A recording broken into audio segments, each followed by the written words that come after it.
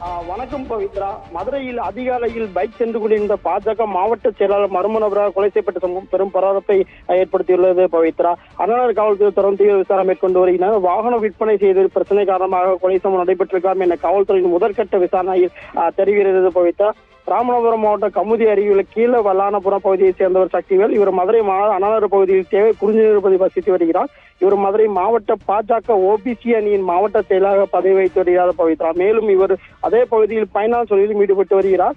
இந்த நிலையில் இன்று அதிகாலை 6 மணி அளவில் சக்திவேல் தனது வீட்டில் வண்டியூர் டோல்கேட் அருகே தங்குநகர் பகுதியில் உள்ள தனக்கு சொந்தமான குடோனிக்கு பைக்கில் சென்று கொண்டிருந்தார். அப்போது அவரை பின்தொடர்ந்து பைக்கில் சென்ற அடையாளம் தெரியாத மர்ம நபர்கள் 3 பேர் அதாவது மேற்பட்ட பைக்கில் சென்று சக்திவேலை விரட்டியுள்ளனர். அப்ப சக்திவேல் தப்பியோட முயன்றுள்ள நிலையில் அவரை விரட்டி மர்ம நபரால் தாக்கப்பட்டார் பவித்ரா. இந்த நிலையில் கையில் இருந்த ஆயுதங்களால் அவர் தரமாரியாக வெட்டி படுகொலை செய்யப்பட்டார் பவித்ரா. இதையடுத்து அவர் உடல் ரத்த விளக்கு கிடப்பதை பார்த்து அங்கிருந்த பொதுமக்கள் காவல்துறையினருக்கு தகவல் தெரிவித்தனர். இதனையடுத்து தகவல் இந்த சம்பவத்தை சேர்ந்த அண்ணாநகர் காவல்துறையினர் உடனடியாக உடலை கைப்பற்றி மதுரை அரசு ராஜாஜி மருத்துவமனைக்கு பிரேத பரிசோதனைக்காக அனுப்பி தற்போது விசாரணை மேற்கொண்டு வருகின்றனர் பவித்ரா.